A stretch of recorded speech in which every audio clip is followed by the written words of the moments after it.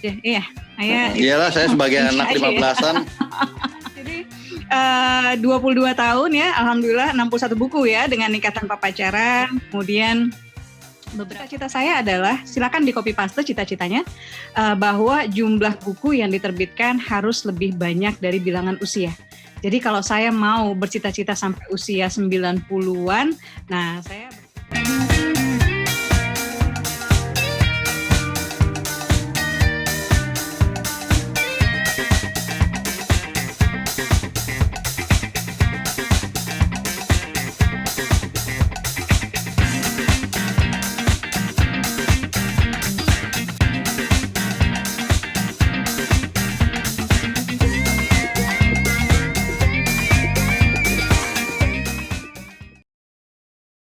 Bismillahirrahmanirrahim. Assalamualaikum warahmatullahi wabarakatuh. Waalaikumsalam warahmatullahi wabarakatuh. Ya, terima kasih KBM Aplikasi ya untuk acara Belajar dari Bintang yang rutin ya. Ini menunjukkan komitmen KBM untuk terus mengedukasi teman-teman penulis di tanah air. Dan selamat bergabung teman-teman yang sudah hadir maupun yang saat ini barangkali sedang menyimak lewat grup Facebook Komunitas Bisa Menulis Baru. Pakai kata baru ya, kalau ada teman-teman yang kehilangan, wah komunitas bisa menulis nih, sekarang grupnya di mana gitu ya. Masih ada, tapi namanya dipakai kata baru. Jadi Komunitas Bisa Menulis Baru ya, dan jangan lupa yang belum untuk segera download aplikasi KBM ya. KBM Aplikasi ini bisa teman-teman download bagi yang belum di Google Play Store ya. Ini saya matanya agak berkaca-kaca bukan karena habis dimarahin sama Pak Isa Alamsyah ya, tapi karena saya baru pakai Habis dibikinin jus terus terharu. Oh iya, baru minum jusnya udah habis loh Ayah. Terima kasih Ayah ya. Baik, dan hari ini saya diberikan amanah untuk membahas ya, alhamdulillah 20 tahun atau 21 tahun ya. Dari buku pertama saya diterbitkan, alhamdulillah sampai hari ini saya sangat bersyukur 61 buku sudah terbit ya, meskipun yang ke-61-nya Nikah Tanpa Pacaran baru terbit berupa e-book ya, mudah-mudahan bulan Maret bisa ada bukunya, tapi saya juga nggak tahu karena udah nyaman sih ya, udah dapat royalti juga dari KBM Aplikasi, makasih KBM ya. Dan buat teman-teman semua tetap semangat. Jadi dari buku Asma itu pertama terbit tahun 99 akhir ya, atau tahun 2000. Yang 99 akhir itu sering nggak diakuin lebih karena bukunya jelek. Jadi buku saya yang pertama terbit itu Kalau dilihat dari terbit pertama SMA kan Bun? Tulisan enggak pertama dong. masuk majalah. Buku pertama kuliah ya? Udah kuliah. Enggak, udah usia 27 tahun Bunda ya? Atau 26 tahun ya? 26 tahun. Oke. Ya usia berarti 22 tahun karena saya sekarang 48 tahun ya. Meskipun kalau di mata Pak Isa kayaknya saya 17 aja. Iya. Iyalah, saya sebagai anak 15-an. Ya, Fardani kamu ketawanya seneng banget sih saya ngelihat video kamu ya. Jadi 22 tahun ya, alhamdulillah 61 buku ya dengan Nikah Tanpa Pacaran. Kemudian beberapa buku sudah diterjemahkan dan diterbitkan, ada yang diterbitkan oleh penerbit Malaysia ya, kemudian juga jadi pernah deh gitu ya dapat royaltinya dalam bentuk ringgit ya dari Malaysia, kemudian sudah juga diterbitkan di India, ada juga puisi saya masuk di antologi yang diterbitkan oleh penerbit Muslim di Texas ya, kemudian ada penggalan juga bab dari Assalamualaikum Beijing yang diterbitkan oleh penerbit di Hong Kong. Jadi alhamdulillah, jadi sangat bersyukur ya. Mudah-mudahan cita-cita saya adalah silakan di copy paste cita-citanya bahwa jumlah buku yang diterbitkan harus lebih banyak dari bilangan usia. Jadi kalau saya mau bercita-cita sampai usia 90-an, nah saya bagaimana caranya agar buku saya 100 gitu ya, atau 95 gitu ya. Jadi kalau punya cita-cita itu jangan kecil-kecil ya teman-teman. Kalau punya cita-cita itu harus besar ya. Kalau mimpi nggak pakai bayar, kenapa kita takut atau ragu untuk bermimpi besar. Dan saya bersyukur menikah dengan Ayah Isa Alamsyah karena Ayah Isa itu bukan cuma kritikus tapi juga supporter yang luar biasa. Saya ingat kami itu waktu menikah pasangan yang sangat sederhana. Ini cuplikan-cuplikan awal lamaran ya, gimana saya jadian sama Ayah Isa Alamsyah, gimana tadinya dari omongan yang Mbak Helvi ya, kemudian wah Saya belajar ya sampai kejar. ta'aruf dan sebagainya, ini ada di bab-bab gratis ya di Nikah Tanpa Pacaran. Jadi sebelum membuka unlock bab-bab lainnya bisa dinikmatin bab-bab gratisnya di Nikah Tanpa Pacaran di KBM aplikasi. Jadi kalau buat saya, kemudian apalagi ya, dari 6 atau 7 sinetron ya, dengan Surga Yang Tak Dirindukan di Trans TV, kemudian kemarin ada Istri Kedua, sebelumnya ada Catatan Hati Seorang Istri, ada Sakinah Bersamamu yang sudah disinetronkan juga, ada Aisyah Putri, dan alhamdulillah dari situ ada sekitar 11 film ya, 11 film layar lebar, 11 dengan Surga Yang Tak Dirindukan 3. Jadi sebagai bocoran, Surga Yang Tak Dirindukan 3 itu novelnya masih berjalan ya, tapi filmnya sendiri dari sinopsis yang Asma buat dan sudah selesai syuting ya. Mudah-mudahan pandemi segera berlalu dan teman-teman ya kita sama-sama, saya pengen dia bisa nobar ya dengan teman-teman KBM ya. Misalnya di Bandung dengan KBM Bandung gitu ya, kemudian di Jakarta KBM bisa Jakarta. kopdar kalau udah pandemi lewat, Manten. Iya, mudah-mudahan nih ya kalau pandemi lewat bisa diwujudkan tuh. Kita nonton bareng KBM ya.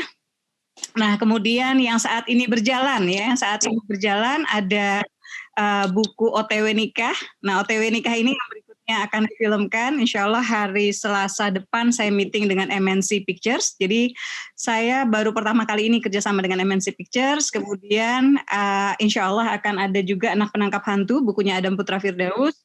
Mudah-mudahan juga bisa jadi bacaan buat rekan-rekan sekalian yang sudah punya anak ya, supaya berani ya. Anak Penangkap Hantu. Lalu apalagi insya Allah ada 2 proyek film lagi yang saya baru saja tanda tangan ya, agreement-nya. Jadi insya Allah ada 2 film lagi. Jadi berarti dengan itu ada 11, ada 12, 13, 14 film ya. Dan saya masih pegang kontrak 1 film dengan Rapi Film dan 1 film dengan MD Pictures. Jadi sekitar ada mungkin 16 judul ya. Minta doa teman-teman semua. Dan KBMF Production belum ya? Oh KBM, iya mudah-mudahan ke depan ya KBM. Iya, kita aja belum ada juga nih. PH juga ya. Iya kita mimpi emang ini Bro Tendi ya, mimpi itu harus besar ya. Mudah-mudahan nanti jadi production house juga ya. Jadi satu hal, dan itu berawal cuma perjalanan panjang itu Bu. Kemudian saya diundang ke berbagai negara ya, totalnya saya sudah menjelajah ya, Allah izinkan ke 72 negara, sekitar 545 kota di dunia ya. Dan semuanya berawal dari menulis gitu. Jadi kalau saya nggak menulis, saya akan kehilangan 545 kota itu, 72 negara itu, saya akan kehilangan kontrak 16 film, saya akan kehilangan kontrak 7 sinetron, saya akan kehilangan kesempatan untuk bisa diterjemahkan di berbagai bahasa gitu ya. Jadi buat saya semua dimulai dengan menulis gitu. Dan ini teman-teman, saya ingin mengajak ya, by telling itu dengan menceritakan di awal apa yang sudah Asma lalui, Asma ingin mengajak teman-teman untuk melihat untuk punya visi gitu, bahwa sebuah buku akan menjadi tiket buat teman-teman kemana-mana gitu, akan menjadi tiket yang membuka pintu-pintu. Kalau Doraemon itu ada pintu-pintu ajaib ya. Jadi pintu-pintu ajaib ya yang sebetulnya terbentang yang saat ini belum bisa kita lihat gitu, tapi sebetulnya dengan buku-buku yang kita tulis ya insya Allah akan membawa banyak keajaiban gitu. Jadi kuncinya adalah teman-teman menulis ya, dan beberapa vlog menulis ya, tips-tips menulis juga Asma sudah sharing ya, selain teman-teman bisa lihat di KBM Academy dari acara Belajar dari Bintang yang mungkin belum sempat teman-teman ikuti ya. Teman-teman juga bisa melihat di tips menulis Asma Nadia di YouTube Asma Nadia. Ada banyak vlog kepenulisan di sana yang mudah-mudahan menjawab yang nggak pede lah menulis, kemudian yang misalnya bagaimana cara menembus penerbit, apa yang harus dilakukan kalau stuck ya, kalau tiba-tiba mengalami kebuntuan, itu Asma juga hadirkan di sana gitu. Tapi semuanya berawal, saya sendiri awalnya menulis itu hobi. Saya nggak punya ilmu seperti Mbak Helvi Tiana Rosa yang S3 bahkan ya, doktor ilmu. Saya by doing, saya belajar dengan cara saya menulis gitu, dan saya pribadi merasakan bahwa semakin sering kita menulis, insya Allah keterampilan kita akan makin meningkat. Kalau teman-teman merasa misalnya baca tulisan, kemudian baca tulisan teman-teman sendiri dan bete gitu ya, kayaknya kok begini, percayalah gitu, selama teman-teman terus berproses, selama teman-teman terus menggali, selama teman-teman terus membaca gitu ya, terus belajar, menulisnya rutin ya, dan menulis untuk diselesaikan ya, bukan cuma menulis judulnya doang ya, atau menulis nulis, yang lebih parah lagi endingnya doang ya, judulnya nggak ada, endingnya udah dapet nih gitu ya. Tapi nggak apa-apa, itu bagian dari proses. Tapi intinya bagaimana caranya agar menulis diselesaikan gitu. Dan buat saya awalnya menulis itu hobi ya, hobi yang saya tidak menduga ya bahwa kemudian menjadi jawaban bagi masa depan gitu. Kenapa? Karena dulu saya pelajar teladan, saya di SD itu pelajar teladan dapat medali emas, saya di SMP saya juara umum, kemudian saya di SMA juara kelas, saya dapat beasiswa 2 kali atau 3 kali, kemudian saya dapat undangan untuk melanjutkan kuliah di UGM atau IPB. Waktu itu saya pilih IPB karena saya sakit-sakitan dan nggak terbayang gitu sebelumnya gitu. Saya pikir ya menulis saya cuma hobi, ikut lomba ya, dapat uang dari lomba menulis cerpen di Anida ya, dapat juara 1 waktu itu gitu, tahun 91 atau 92 ya. Teman-teman mungkin ada yang baru lahir ya, atau bahkan ada yang belum lahir ya. Kalau seusia Caca kan belum lahir ya, Caca itu 96. Jadi awalnya menulis cuma hobi gitu. Tapi kemudian ketika saya menemukan kenyataan bahwa saya harus mundur dari bangku kuliah karena kondisi penyakit ya. Waktu itu sakit jantung, paru-paru, gegar otak, saya punya tumor ada 5 dioperasi, sekarang masih ada 5 ya, minta doa teman-teman semua. Mudah-mudahan Allah sembuhkan.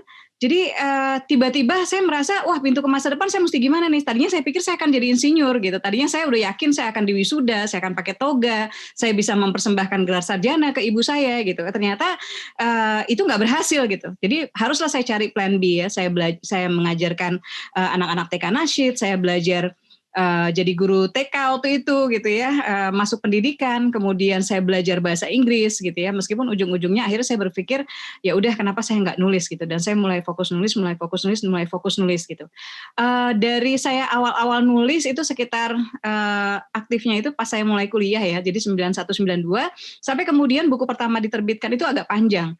Jadi tahun 99 akhir buku pertama diterbitkan, saya udah punya semangat waktu itu gini, saya nggak tahu, tapi menurut saya buat teman-teman yang sudah punya buku diterbitkan, apalagi oleh penerbit mayor ya, atau misalnya bahkan di KBM aplikasi, saya waktu itu berpikir bahwa kalau saya punya buku pertama, ya strategi saya pertama waktu itu adalah kalau saya punya buku pertama, saya punya buku keduanya itu tidak boleh lebih dari 1 tahun kemudian.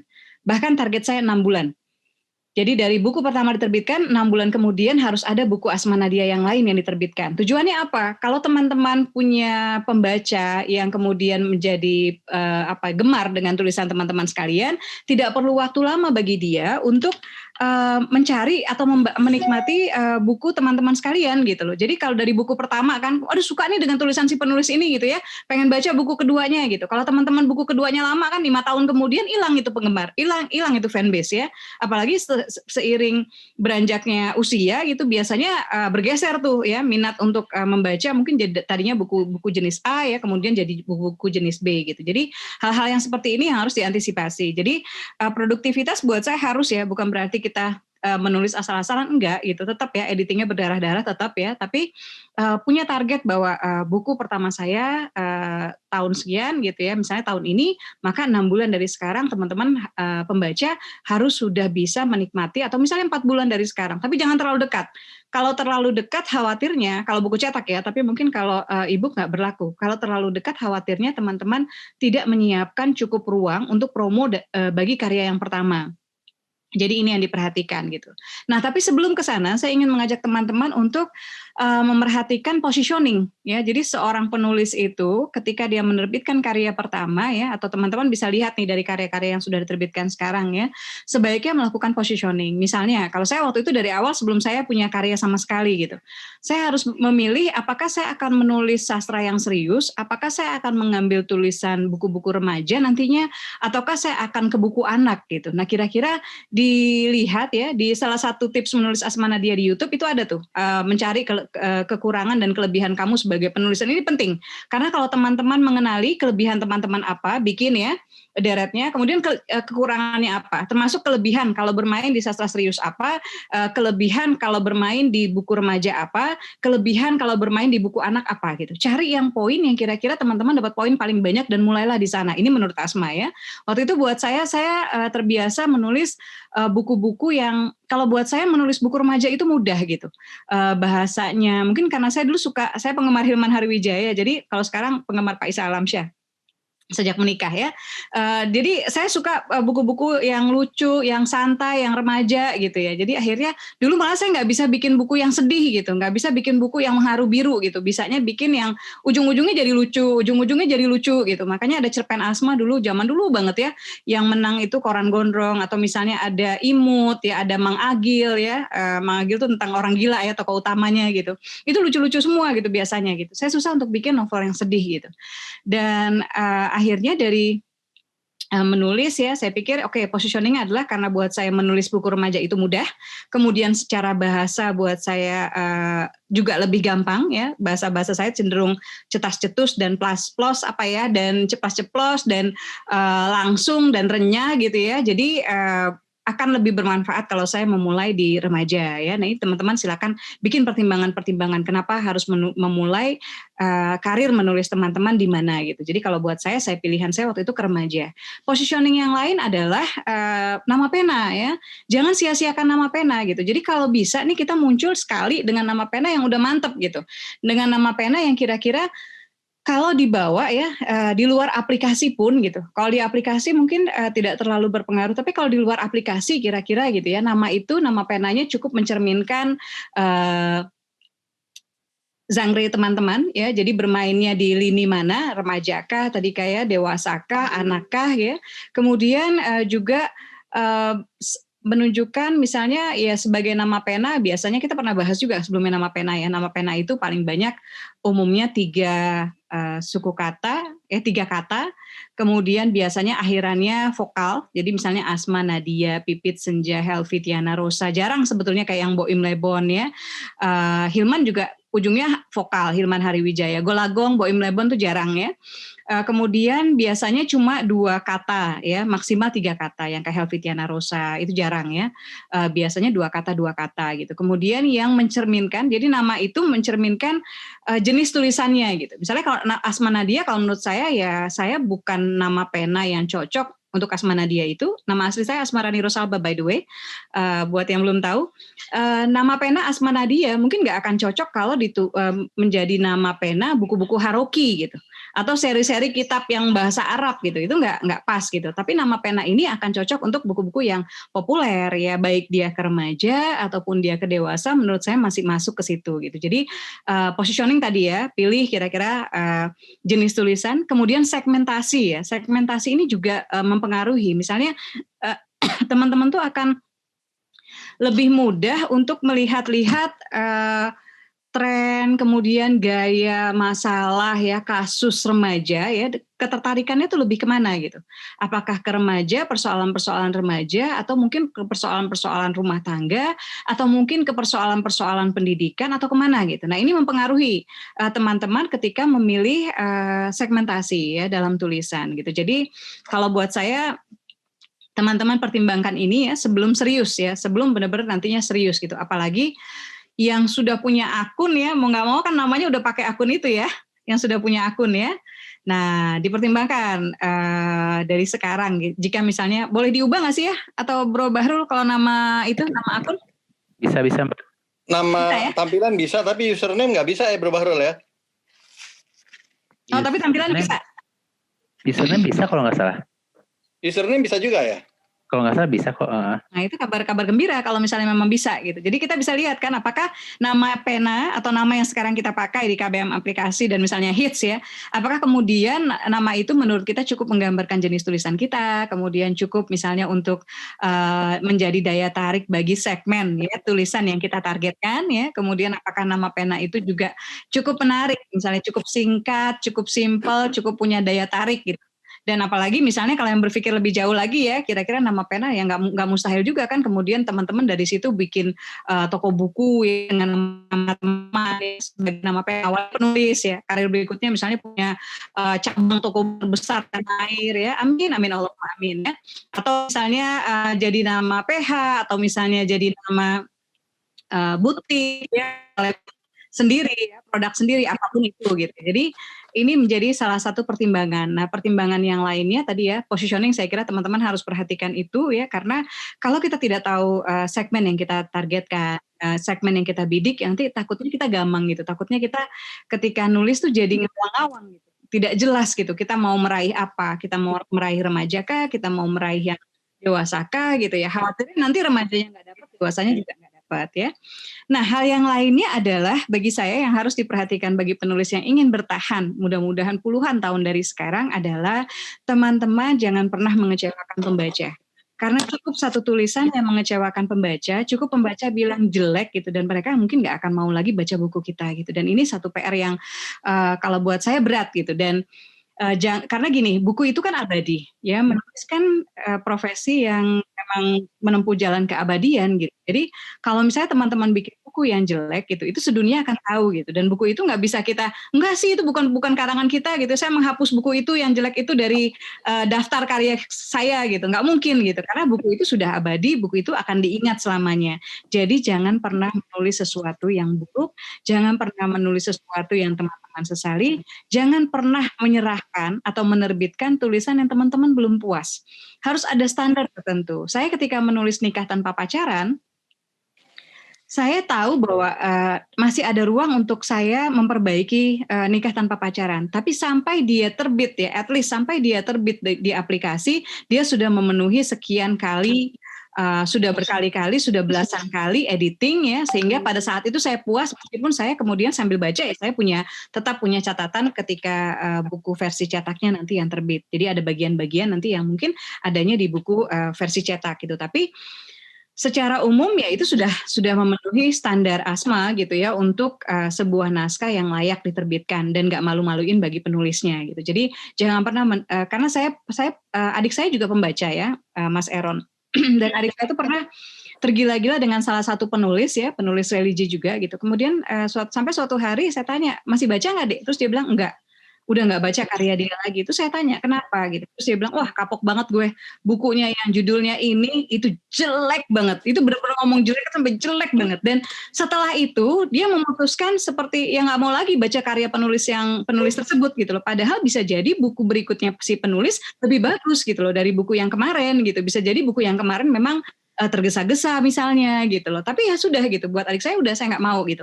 Dan ternyata saya menemukan ini juga di teman-teman pembaca lain gitu. Jadi bukannya berhenti membaca karya si penulis karena kesibukan, karena misalnya, tapi tetap kangen gitu ya. Tapi memang memutuskan berhenti karena kecewa gitu dengan karya yang sebelumnya ditorehkan oleh si penulis gitu. Jadi jangan sampai kita jangan pernah karena ini seperti karir shutdown sih kalau buat saya gitu ya. Maksudnya sayang banget kalau misalnya kita menulis sesuatu yang mengecewakan pembaca gitu. Dan termasuk juga hati-hati juga ya merekam jejak politik atau misalnya pilihan politik teman-teman dalam buku. Apakah itu akan pentingkah? Apakah itu akan berpengaruh baik ya terhadap karir kita sebagai penulis, atau sebetulnya mungkin nggak berpengaruh baik gitu.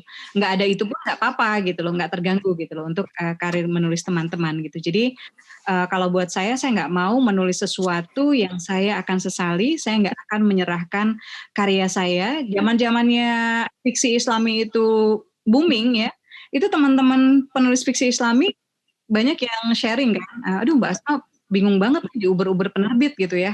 Saya bilang kamu jangan mau di uber-uber penerbit gitu. Keputusan menerbitkan atau tidaknya itu harus di tangan penulis gitu. Mau penerbit apa wanti-wanti ngejer-ngejer kayak gimana gitu. Kalau menurut kamu belum ya jangan gitu loh. Jangan buat apa gitu. Karena jangan sampai kita jadi penulis yang sekali terbit sesudah itu mati gitu. Harusnya kan kita makin malang melintang ya, makin mana-mana gitu. Jadi jangan itu. Kemudian hal lain yang harus saya perhatikan selain tadi ya, berarti editing yang serius, revisi yang serius, kemudian juga teman-teman secara hati harus puas ketika menyerahkan naskah tersebut ke penerbit. Ini adalah hasil maksimal, dan kalau diniatkan untuk dakwah, maka kita berharap bahwa persembahan itu menjadi kado buat umat.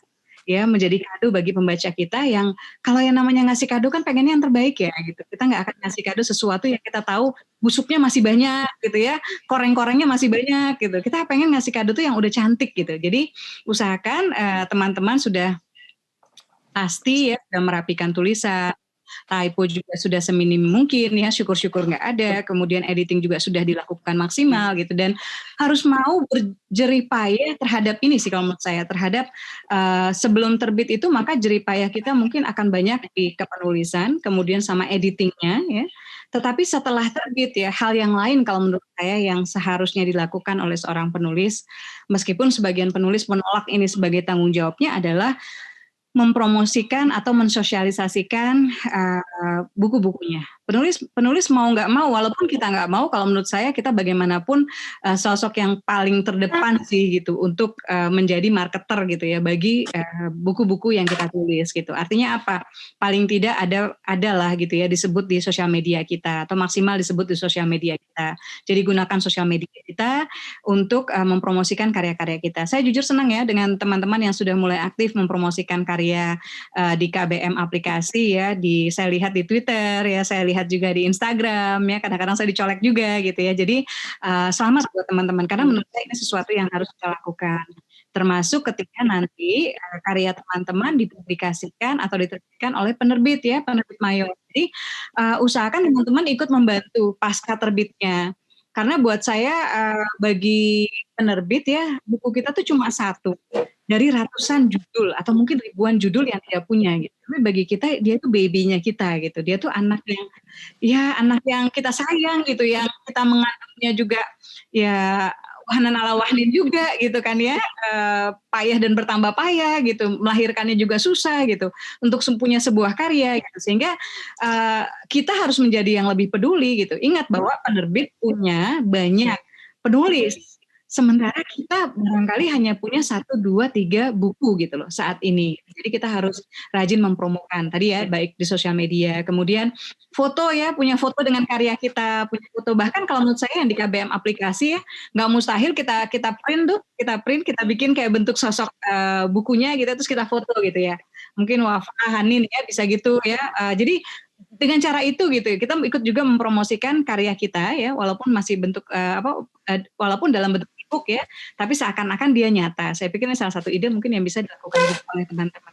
Nah, kemudian yang lainnya adalah pastikan gitu. Saya sampai saat ini tidak sungkan untuk misalnya broadcast atau misalnya di grup ya, baik di grup Asma ada grup dengan pembaca ya, ada grup di Asma Nadians, ada grup juga misalnya Arisan ya, ada grup juga misalnya. Nah itu nggak apa-apa gitu. Kita sharing, kita broadcast supaya orang-orang lain yang pengen beli buku kita misalnya tahu gitu bahwa mereka misalnya juga bisa mendapatkannya dari kita gitu. Jadi nggak usah sungkan, nggak usah saya kan ranahnya penulis nih, saya nggak ikut-ikut nih kalau misalnya masalah jualan ya. Kalau menurut saya penulis yang baik dia akan membantu penerbit ya, karena bagaimanapun penerbit sudah mengeluarkan dana. Dan saya nggak tahu teman-teman punya bayangan nggak sih, satu buku itu kalau dicetak penerbit ya minimal penerbit saya kira akan nyetak mungkin 2.000 eksemplar ya. Kalau penerbit mayor biasanya 2.000, 3.000 eksemplar, mungkin 5.000, mungkin 10.000 eksemplar gitu. Dan terbayang nggak itu nominalnya berapa gitu. Paling enggak untuk sekitar 1.000 atau 1.500 eksemplar gitu. 1.500 atau 2.000 eksemplar saya kira dengan ketebalan yang standar itu teman-teman harus keluar sekitar mungkin 26 juta modalnya, 26 juta. Dan saya kira penerbit yang sudah mengeluarkan investasi sebesar itu ya, belum misalnya dengan biaya cover, belum biaya editing, belum juga biaya layout, belum biaya gaji ya pegawai di penerbitannya gitu. Saya kira mereka layak sih mendapatkan mendapatkan support ya, benar Ayah, mendapatkan support dari si penulis. Saya nggak tahu teman-teman kalau lihat Instagramnya Asma Nadia ya, cek Insta story-nya Asma Nadia hari ini, itu saya capture, jadi komen tentang buku Istri Kedua dari 2 pembaca, yang kebetulan komennya itu berdekatan ya dari fanpage Asma Nadia, itu saya capture dan nggak cuma saya capture, kemudian saya posting di Insta story dan kalau teman-teman tahu, saya di situ mention Gramedia. Jadi saya mention Gramedia besar, saya mention Gramedia Matraman, saya mention Gramedia Depok, saya mention Gramedia yang menurut saya mungkin mereka punya buku Istri Kedua gitu loh. Sehingga dengan begitu karya saya kalau mereka sundul maka saya akan ikut gitu. Karya itu ikut dipromosikan oleh toko buku, yang toko buku itu di-follow oleh para pembaca gitu. Yang memang follow-nya kan bukan buat beli gamis gitu ya, bukan buat beli kurma gitu, tapi follow-nya buat beli buku gitu. Jadi betapa kuatnya kalau misalnya buku kita disundul gitu ya oleh toko buku. Dan yang lainnya yang saya lakukan, saya tahu bahwa buku saya sekarang misalnya diterbitkan sama KMU Publishing, kemudian sama Republika gitu. Maka ketika saya foto misalnya atau ketika ada material promo yang lain yang saya buat ya, dan itu salah hal yang lain ya, penulis harus aktif membuat material promo dirinya sendiri gitu untuk karyanya gitu. Maka saya akan mention KMO Publishing. Kenapa? Karena KMO nggak cuma punya buku Sehidup Sesurga Denganmu Asmanadia aja, atau Bidadari Untuk Dewa aja gitu, atau Catatan Hati Seorang Gadis, atau Catatan Hati Pengantin ya di KMO. Tapi ada banyak buku dari penulis-penulis lain. Nah, sementara KMO sendiri sebagai penerbit misalnya, atau Buku Republika sebagai penerbit, itu juga punya follower gitu, yang mereka adalah para pembaca. Jadi yang pas banget dengan segmennya kita, para pembaca yang memang suka baca dan mungkin sudah pertama mungkin belum tahu buku kita. Jadi ketika disundul gitu ya, ketika kita di reshare ya, story kita misalnya oleh penerbit tersebut, maka mau nggak mau kita terbantukan gitu loh. Ada segmentasi yang memang pembaca gitu ya dari penerbit itu yang barangkali sebelumnya nggak semuanya baca buku kita gitu, tapi akhirnya jadi melihat, oh kok sering ya muncul ya, misalnya oh kok sering ya OTW Nikah muncul, oh kok sering ya Catatan Hati Pengantin muncul, oh kok sering ya Jodan Kas misalnya muncul gitu. Jadi pastikan ya teman-teman menggarap elemen ini. Berarti hal yang lain yang harus dikuasai oleh seorang penulis yang ingin bertahan di dunia perbukuan Indonesia adalah teman-teman harus menguasai sosial media. Harus. Baik dia misalnya sekarang apa sih kalau yang masih saya pegang fanpage ya, Facebook ya. Kemudian saya pegang juga selain fanpage Asmanadia ya, ada 3,5 juta di sana. Kemudian likersnya, kemudian ada Instagram Asmanadia ya, baru 978.000 kalau saya nggak salah. Kemudian ada Twitter Asmanadia, itu yang saya pakai gitu. Belakangan saya coba mengikuti TikTok ya, dan saya sempat berpikir kan nih TikTok kita ngapain sih penulisnya, gimana caranya kita bisa promo gitu di TikTok gitu. Tapi menurut saya ya penulis harus menggunakan ya, karena sosial media ini adalah instrumen untuk promo yang kalau bagi penerbit harus dia bagi ke sekian penulis, dia harus ngejatahin tuh. Dia harus dijatahin ada sekian banyak buku baru yang harus dipromokan ya, bukan cuma karya Asmanadia aja misalnya gitu. Jadi mau nggak mau dia harus membagi waktu atau misalnya slot termasuk di sosial media dia gitu. Sementara kalau kita pengen diingat, berarti kita yang harus aktif rajin-rajin mention penerbit tersebut ya, supaya diangkat lagi gitu. Dan kalau buat saya itu sesuatu yang harus dilakukan. Jadi sayang banget sebetulnya kalau di zaman sosial media saat ini, di mana orang-orang lebih banyak mungkin megang handphone ya dibandingkan buku gitu. Kemudian teman-teman tidak memanfaatkan sosial media sebagai instrumen promo gratis ya bagi teman-teman sekalian. Jadi itu hal yang lain menurut saya. Tadi yang lainnya saya kira berarti kualitas buku sudah dibicarakan, kemudian juga positioning ya sudah dibicarakan, bagaimana teman-teman memastikan sebelum memulai itu bahwa teman-teman akan diingat, bahwa begitu buku terbit ya karya teman-teman akan diingat oleh para pembaca ya, karya teman-teman dari diingat kemudian dicari. Dan ingat bahwa kenapa tadi ya kita harus bermain di sosial media juga, pembaca bisa jadi tidak membaca karya kita bukan karena karya kita jelek, bukan karena karya kita tidak berkualitas, bukan karena karya kita tidak menarik. Ya, alasan yang pertama barangkali karena mereka tidak tahu ada karya kita. Jadi bagaimana caranya agar mereka tahu gitu. Jadi judul kita saat ini di KBM aplikasi, gimana caranya agar pembaca kita tahu nih gitu. Berarti apa? Gunakan tadi instrumen tadi sosial media ya. Hal-hal yang bisa teman-teman ini saya pernah waktu itu menantang di Twitter, saya bilang gini, mau nggak tanya saya apa saja, saya akan jawab dengan menyelipkan judul buku. Ya, kemudian akhirnya ada yang bilang, Mbak Asma, makanan kesukaannya apa? Saya bilang, makanan kesukaan saya sama dengan makanan kesukaan tokoh yang namanya Linda di buku Aisyah Putri, yaitu bakwan. Gitu. Jadi akhirnya tetap aja promo gitu ujung-ujungnya ya. Mbak Asma, gimana sih caranya biar kita nggak gampang termehek-mehek gitu kalau dirayu orang gitu. Wah, kalau kamu baca bab sekian dari buku Love Notes, kamu akan tahu, kamu akan bisa mengenali bagaimana tipe-tipe rayuan, gitu ya.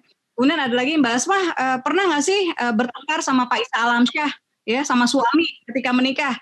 Saya bilang, saya bukan hanya bertengkar. Dalam buku Catatan Hati Seorang Istri, saya sama ayah bahkan mendiskusikan bab terkait kalau bercerai. Jadi ujung-ujungnya promo juga gitu ya, itu gitu. Kemudian hal yang lain saya kira yang harus tadi ya, kalau buat saya harus dibangun ya mental perfeksionis, mental untuk nggak asal-asalan. Mental ya sudahlah, ya udahlah terbit aja lagi deh, ya udahlah diakhirin begini aja lah gitu ya, tokonya kita bikin mati semua gitu, selesai cerita cepat gitu ya. Semua tuh konflik A, B, C, D langsung selesai tuh begitu tokonya mati semua ya. Aduh udahlah selesai lah gitu. Udahlah nggak usah diedit lah, kirim aja lah ke penerbit ya. Ingat bahwa penerbit tidak hanya menerima karya kamu, penerbit itu menerima karya dari puluhan bahkan ratusan penulis. Terus apa yang membuat karyamu, apalagi kalau misalnya udahlah ide biasa-biasa aja, semangat editingnya nggak ada gitu.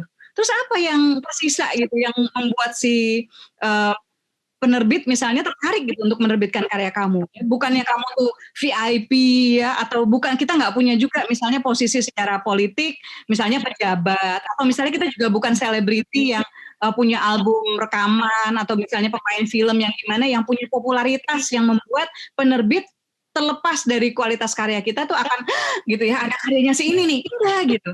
Kita nih nobody gitu. Sebelum kita punya buku yang bestseller, sebelum kita punya buku yang meledak, kita ini bukan siapa-siapa. Dan karena itu, building eksistensi kita ya, buildingnya itu adalah di build up-nya itu dibangunnya dengan teman-teman harus membuat karya yang baik.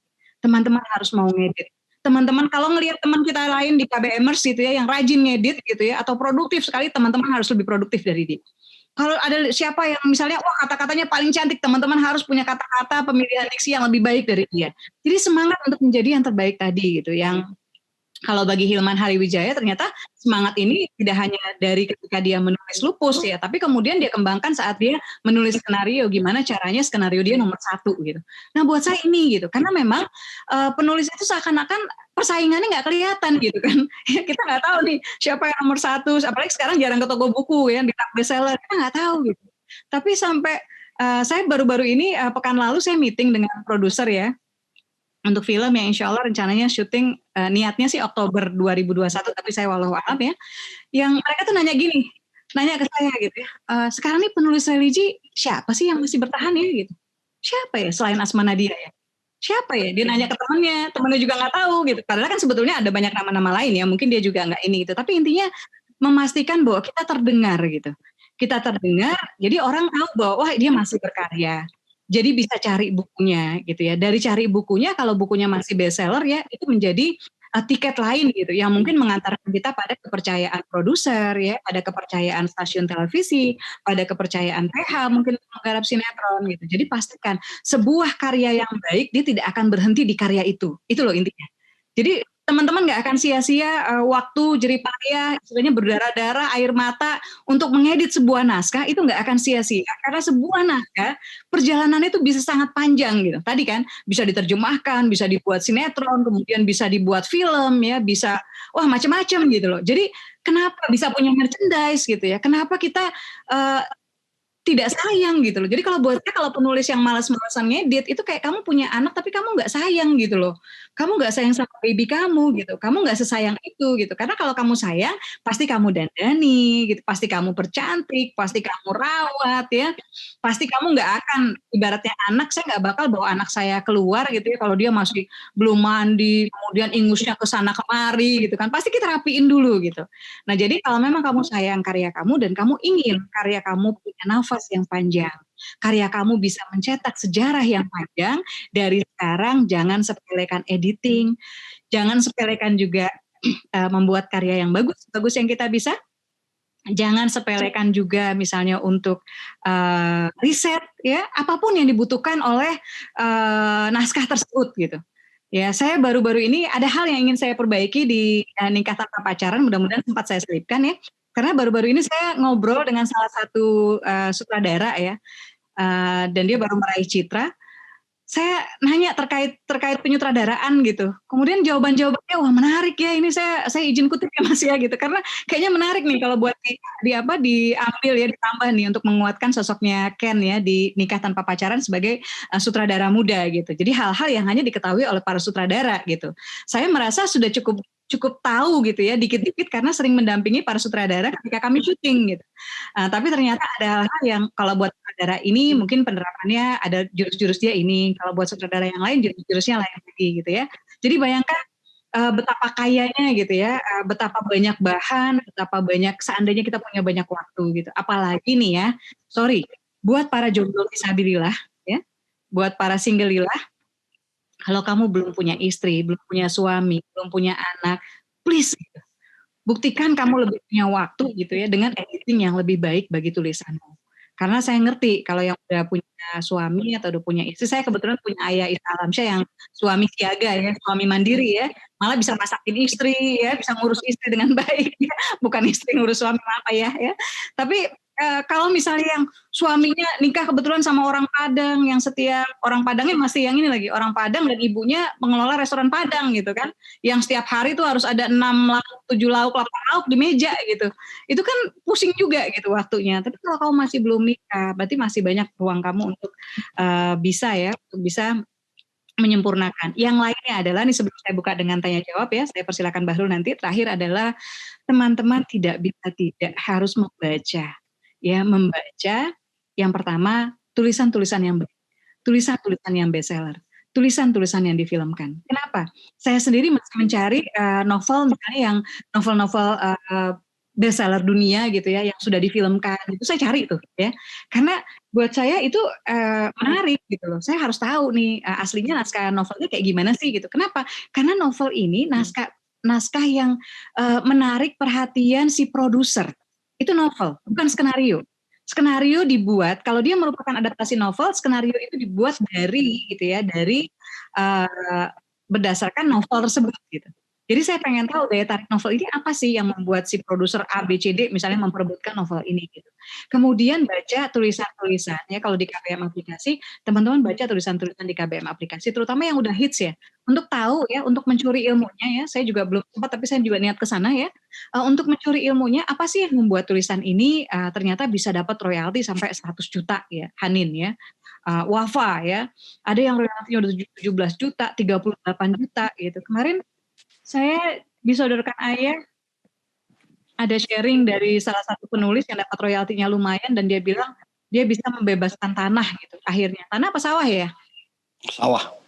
Sawah gitu. Yang selama berapa 10 tahun ya? Iya.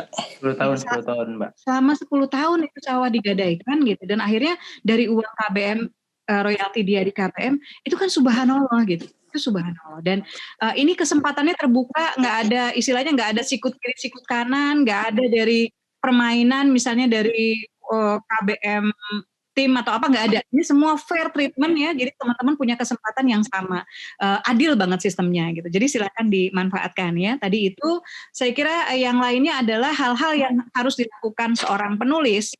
Maka ketika kamu sudah menerbitkan buku pertama, maka maka ketika kamu sudah menerbitkan buku pertama dan ingin bertahan puluhan tahun dari sekarang, hal-hal yang harus diperhatikan seorang penulis itu kayak membaca, kemudian menulis setiap hari ya, kemudian observasi, buka mata buka telinga mengasah hati, kemudian misalnya personalisasi naskah, kemudian misalnya aktif di komunitas kepenulisan, membaca terutama ya, itu harus kamu lakukan lebih lagi, bukan kurang tapi lebih lagi. Harus lebih banyak membaca kalau pengen lebih banyak bertahan. Harus lebih banyak menulis kalau pengen lebih banyak bertahan.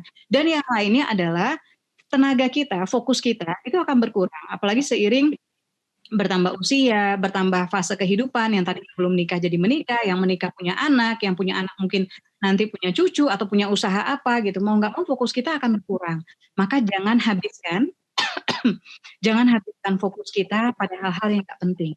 Jangan kemudian ikut organisasi nggak apa-apa gitu, tapi jangan berkubu-kubu yang akhirnya melelahkan gitu, berkubu-kubu yang akhirnya membuat kita perhatian buyar, kemudian jadi kayak saya jujur ya saya nggak pernah mau terlibat politik sastra apapun gitu, karena buat saya penulis gitu, yang harus saya lakukan adalah menulis gitu. Kalau saya pengen ini ya kalau pengen ya aktif di organisasi, kalau kamu mampu boleh gitu, tapi kalau aktif di organisasi kepenulisan. Tapi kalau kamu tahu bahwa kamu terbata-bata saat ini saja untuk membaca, untuk riset, untuk editing gitu ya, ya jangan dilakukan. Gitu. Jadi sebab kamu di sini sebagai penulis bukannya pengen jadi organisatoris yang handal. Jadi perhatikan itu, jangan buang jerih payah menyibukkan pandangan kita, memerhatikan orang lain, peduli dengan orang lain boleh. Gitu. Tapi kalau kita sibuk menyinyiri orang lain dan akhirnya lupa untuk menyinyiri diri sendiri ya. saya kira kamu nggak akan bertahan nantinya di dunia kepenulisan. Jadi fokuskan perhatianmu pada dirimu, pada karya, apa yang bisa kamu hasilkan, dan jangan lupa niatkan semuanya karena Allah.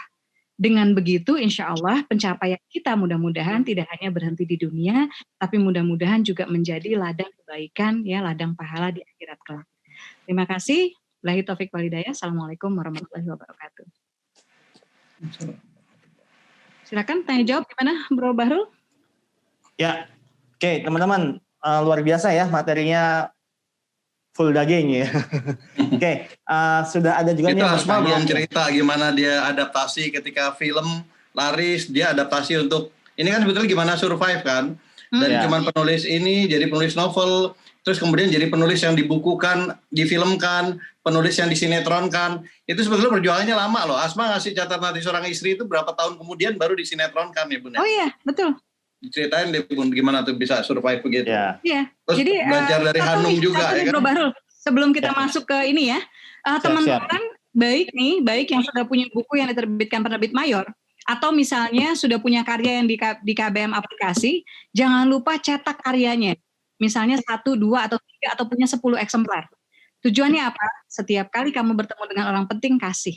Saya ingat dulu pertemuan pertama dengan Pak Leo ya, itu saya justru mendampingi Mbak Helvi. Waktu itu Sinemart, Pak Leo itu Sinemart yang bikin catatan hati seorang istri, pengen bikin film ketika Mas Gaga pergi.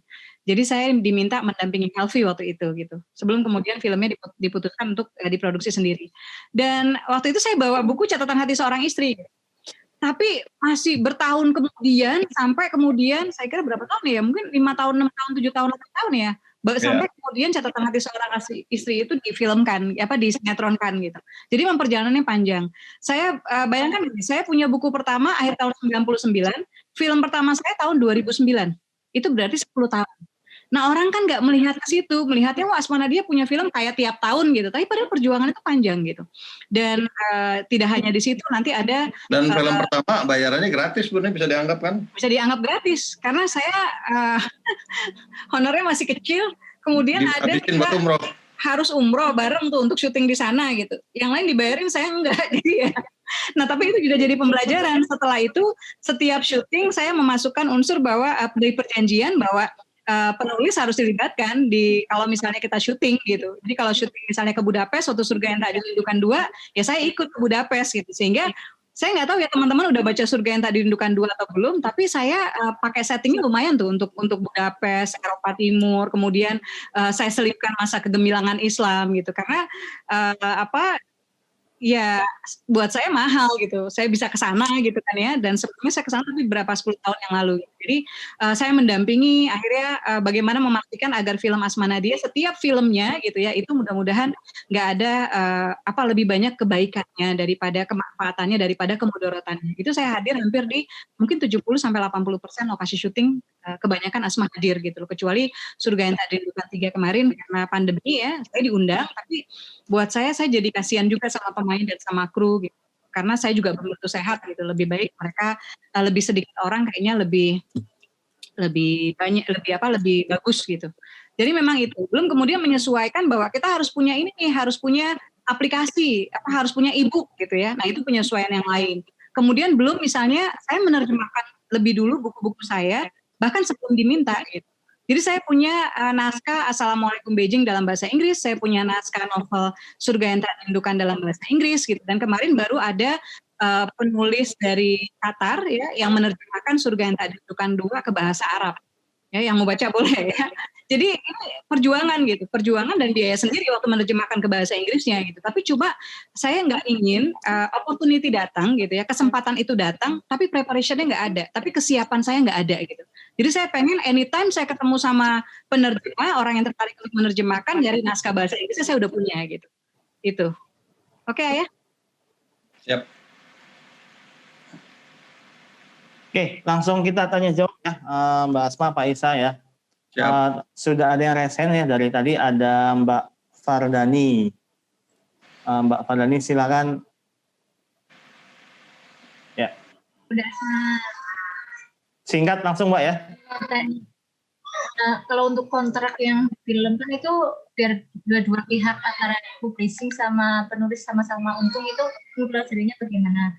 yang kedua saya ingin tanya ke Kak Isa, saya kan lagunya di itu dipilih sama publishing musik, tapi kontraknya itu 2 tahun dan nggak boleh dikomersilkan ke tempat lain kayak gitu. Terus apakah kontrak yang itu tuh berlaku untuk yang platform yang di online atau maksudnya yang kontrak yang sekarang apakah berbeda dengan kalau yang zaman dulu kan ada CD kayak gitu kan. Itu gimana ya Pak, bijaknya kayak gimana, apakah saya mau tetap di publishing itu atau nanti pindah kayak gitu. Soalnya pembagian fee-nya menurut saya kalau dibandingin dengan yang teman-teman ngasih tahu ke saya sih, coba kamu ke tempat lain kayak gitu. Mohon pencerahannya aja itu. Terima kasih. Iya, Asma suaranya agak timbul tenggelam. Kalau misalnya nanti tidak terjawab dengan baik, di sini aja diingatkan ya. Kalau perjanjian sebetulnya beberapa penerbit sekarang memasukkan perjanjian sharing. Kalau misalnya dapat dari karyanya kemudian difilmkan gitu. Tapi saya pribadi menolak itu karena seperti misalnya dengan Republika, sebelum saya ke Republika saya sudah ada yang difilmkan gitu loh. Jadi kalau menurut saya bukan karena ya sebelumnya udah ada jejak itu gitu loh. Jadi Asma nggak menerima itu gitu loh. Jadi saya tetap rights penulis. Kecuali kalau memang happeningnya gitu ya, aplikasi itu atau misalnya di penerbit itu happening pertamanya gitu ya. Nah itu mungkin bisa dipertimbangkan ya. Itu terserah teman-teman semua gitu. Tapi yang harus diperhatikan di kontrak film itu misalnya, saya pengen sih, saya nggak tahu teman-teman setuju apa enggak. Saya sebetulnya sudah mengusulkan ke Ayah untuk kita bahas kontrak penulis gitu ya. Yang mungkin juga kita bisa bahas kontrak bagi penulis ketika difilmkan gitu sehingga teman-teman paham ya dan tidak dirugikan karena saya juga melalui yang misalnya seharusnya bisa dapat royalti jadi nggak dapat royalti gitu karena dulu belum paham gitu. Nah ini apakah saya nggak tahu nih ya apakah teman-teman setuju suatu ketika ini dibahas atau bagaimana gitu ya. Jadi itu yang jelas gini, kontrak itu harus ada batas waktu. Bahkan misalnya kalau tulisan teman-teman dibeli flat oleh penerbit ya, dibeli flat misalnya 3 juta atau misalnya 5 juta gitu, atau misalnya lebih ya, tergantung negosiasi dan bargaining power teman-teman ya. Itu harus ada batasan gitu, harus ada batasan waktu bahwa rights itu hanya berlaku misalnya 3 tahun atau 5 tahun. Setelah itu rights naskahnya akan balik lagi ke teman-teman. Jadi teman-teman bisa ngasih ke penerbit manapun kalau misalnya nanti diterbitkan ulang gitu. Jadi pastikan ada pembatasan itu ya. Kemudian pastikan pembatasannya jangan berupa eksemplar karena bisa aja penerbit misalnya bilang jadi kontrak kita ke penerbit sampai dengan misalnya 1 juta kopi. Nah kalau belum 1 juta kopi kemudian penerbitnya udah nggak mau nerbitin lagi gitu. Nanti naskah kita kehambat sama dia gitu loh. Jadi harus diperhatikan gitu hal-hal yang seperti itu gitu. Nah kemudian kalau soal beralih coba dilihat deh cara mudah sebetulnya untuk mempelajari sebuah penerbit adalah dengan bertanya ya kepada teman-teman penulis yang karyanya sudah diterbitkan di penerbit tersebut ya. Saya bisa kasih testimoni KMO Publishing itu termasuk penerbit yang baik ya. Laporan royaltinya bulanan loh. Ya jarang banget penerbit yang royaltinya bulanan gitu ya.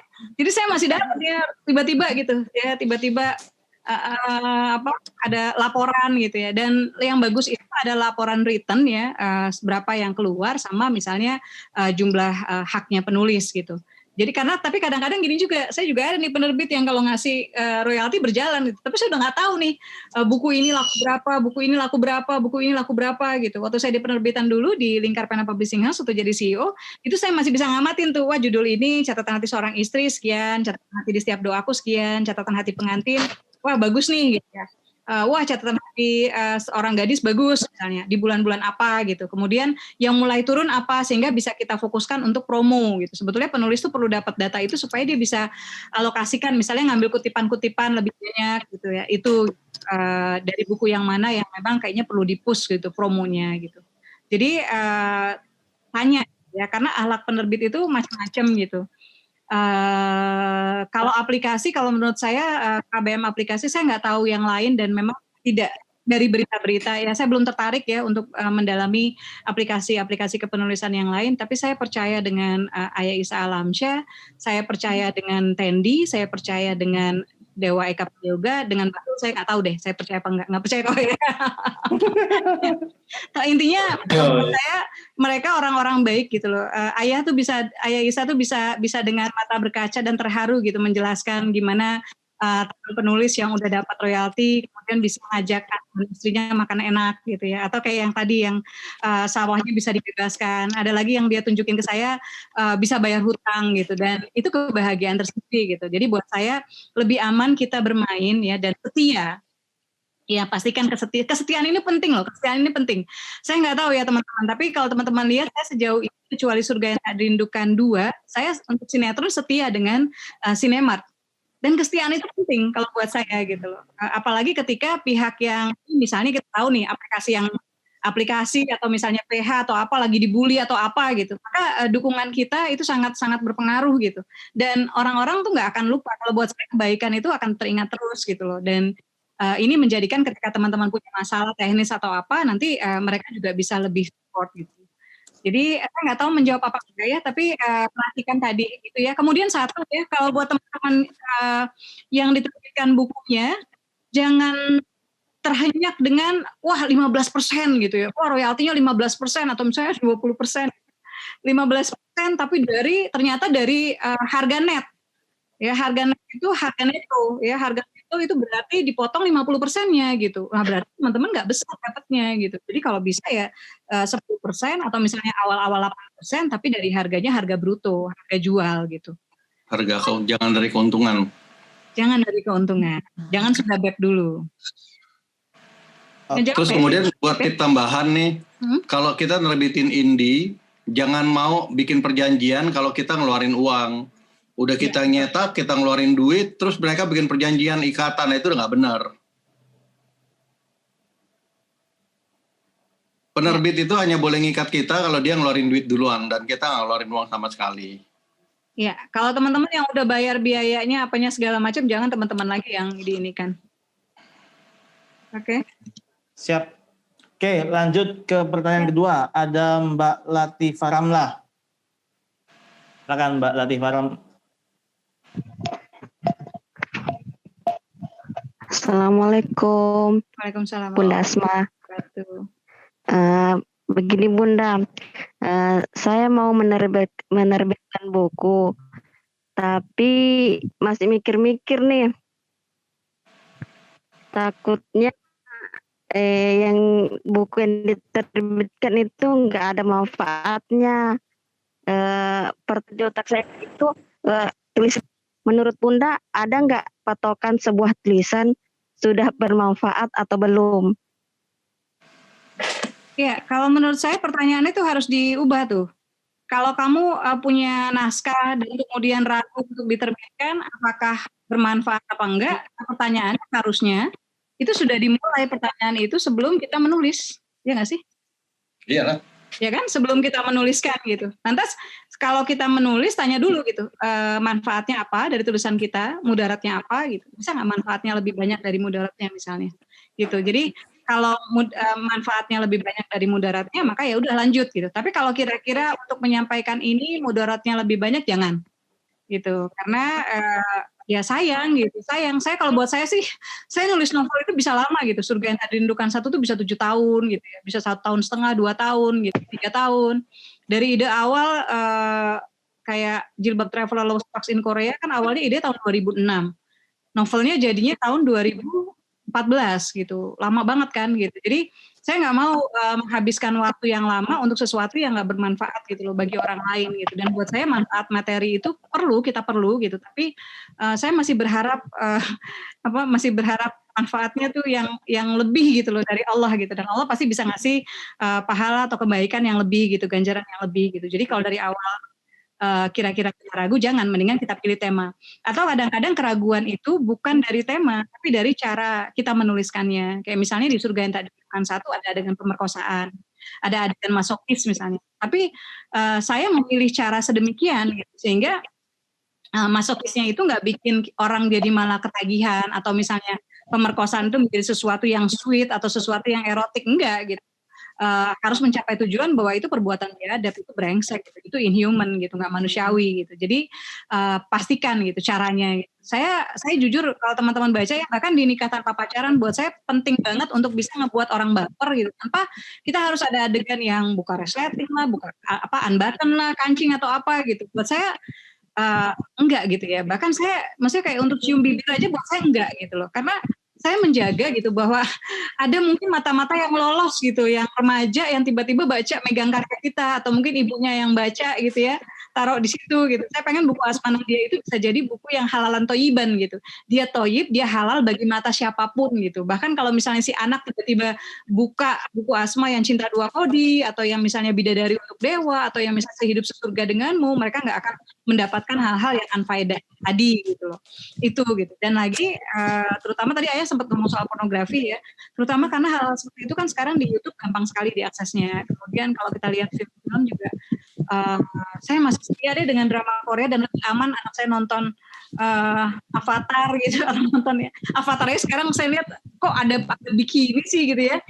Ya padahal sih emang lagi berenang gitu ya, dan memang bukan digarap sensual, tapi intinya kita harus jaga gitu, dan jangan sampai tulisan kita, kalau yang lain kita nggak bisa cegah, tapi tulisan kita bisa kita cegah, bisa kita jaga gitu, tulisan itu.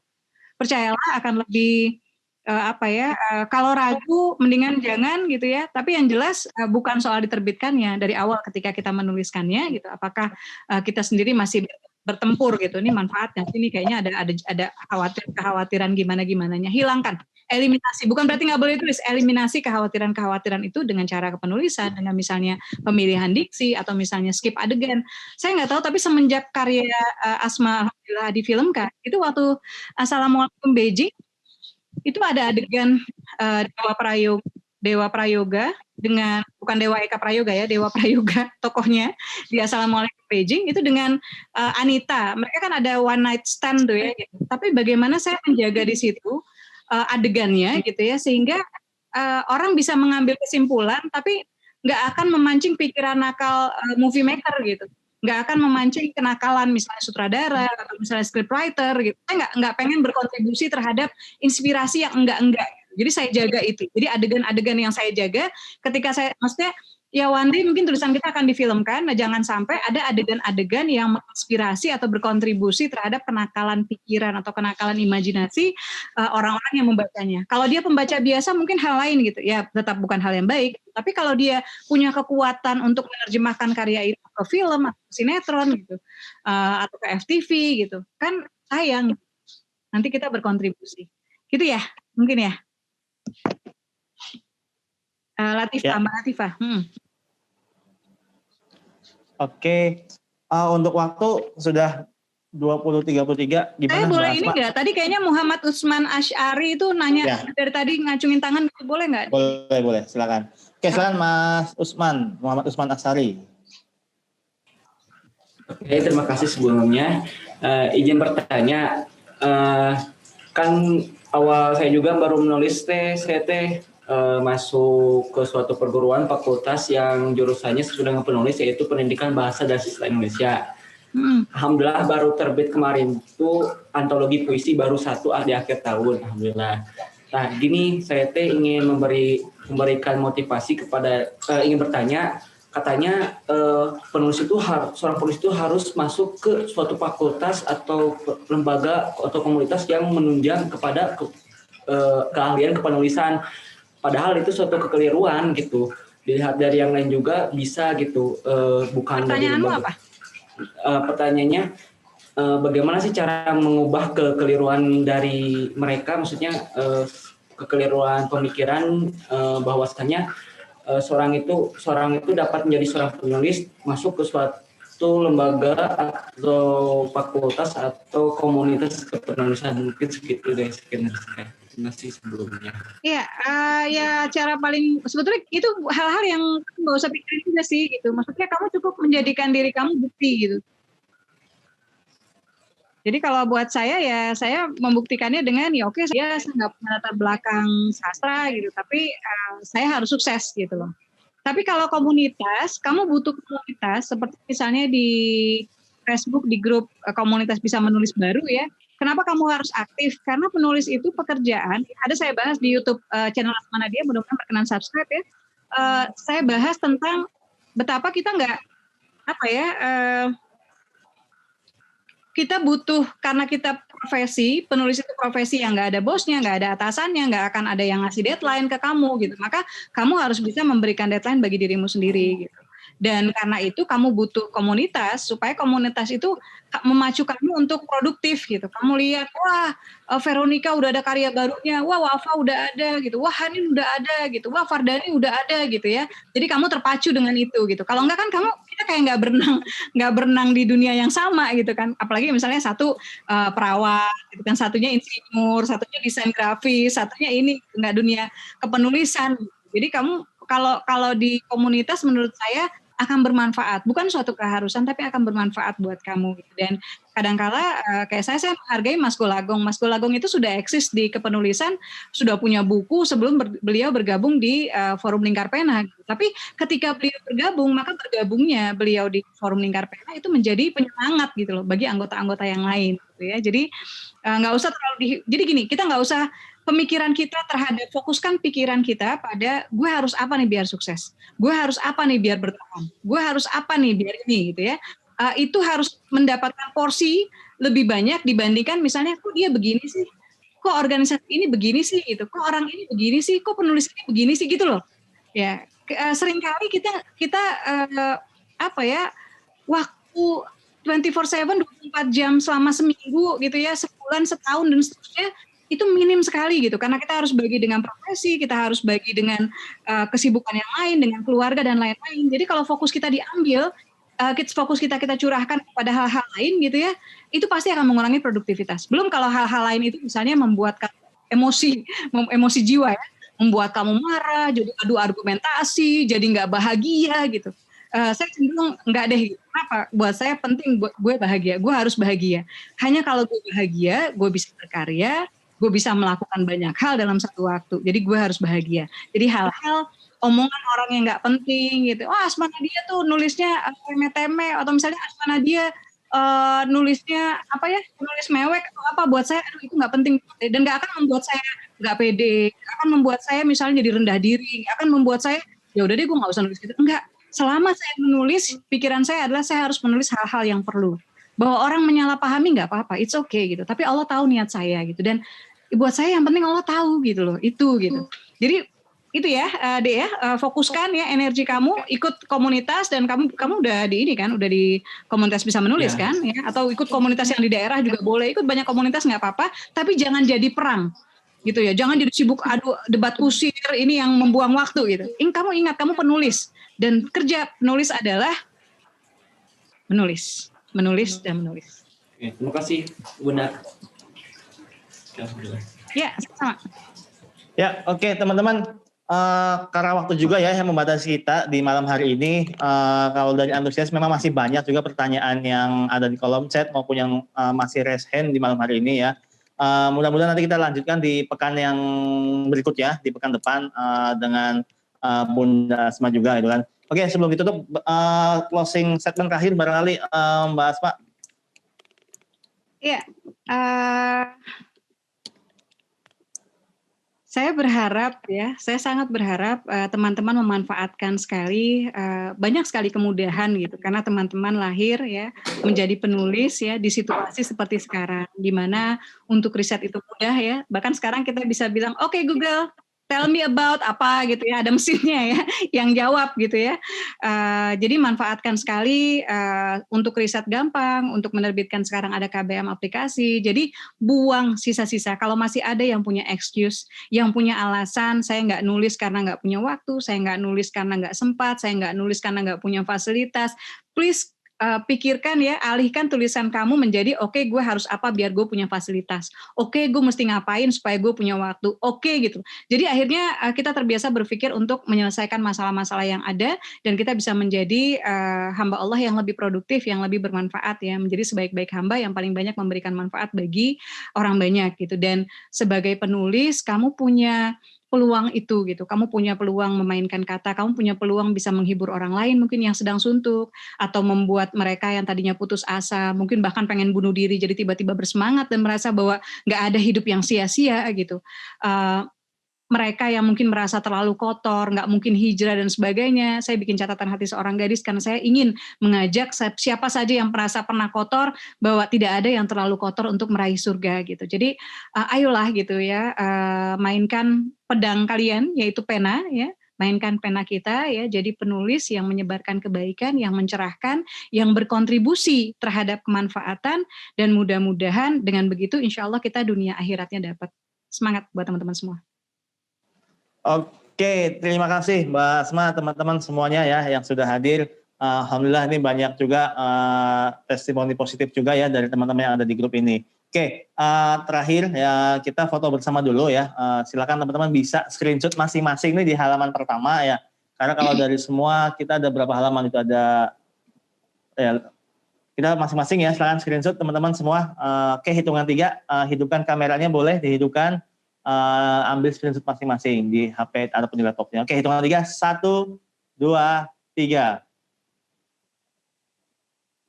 Oke, ya. Terima kasih Mbak Asma. Makasih Baru, makasih Bro Tendi, Ayah. Asma pamit dulu ya. Makasih Mbak Asma. Istirahat Mbak, istirahat. Oke. Silakan Kang Tendi, sebelum kita tutup ya, barangkali ada yang disampaikan Pak Isa. Cukup. Banyak ilmu yang kita dapatkan dan itu tuh free dari beliau-beliau gitu. Itu suatu anugerah intinya. Dan manfaatkan benar-benar gitu kan, bahwa apa yang diberikan oleh beliau ya dalam rangka kebaikan, itu aja sih. Saya terharu beneran. Mbak Asma tadi lagi sakit, lagi kurang enak badan, dan beliau masih bisa menyempatkan ngisi materi gitu ya buat kita semuanya. Mudah-mudahan doakan beliau supaya cepat sehat dan bisa beraktivitas lagi gitu ya. Gitu sih teman-teman. Siap, terima kasih Kang Tendi. Pak Isa, ada terakhir barangkali Pak? Oh, cukup ya? Masih mute Pak. Oh, masih mute.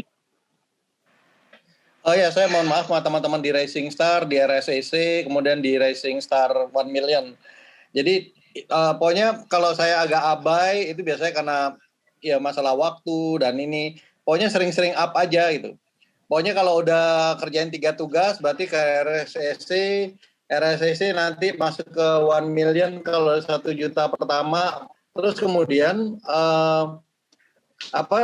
nanti kita akan bikin grup-grup kecil ini karena banyak, itu harus jadi grup yang mandiri. Kalau the membernya 20, nanti dipilih ketua kelasnya, bikin kepalanya, kemudian bikin supaya mereka punya aktivitas sendiri yang saling mengisi sehingga jadi 20 tapi kompak, itu nanti bisa sukses gitu insya Allah. Itu Bro Bahrul. Bro. Ya, siap. Terima kasih Pak Isa, Kang Tendi, dan teman-teman semuanya.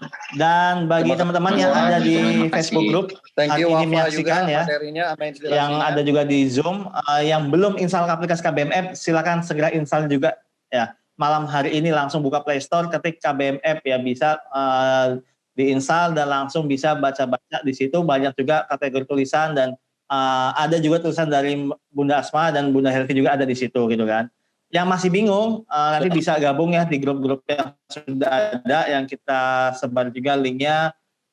Nanti kita ke depan akan banyak lagi memberikan materi yang lebih bermanfaat buat teman-teman semua.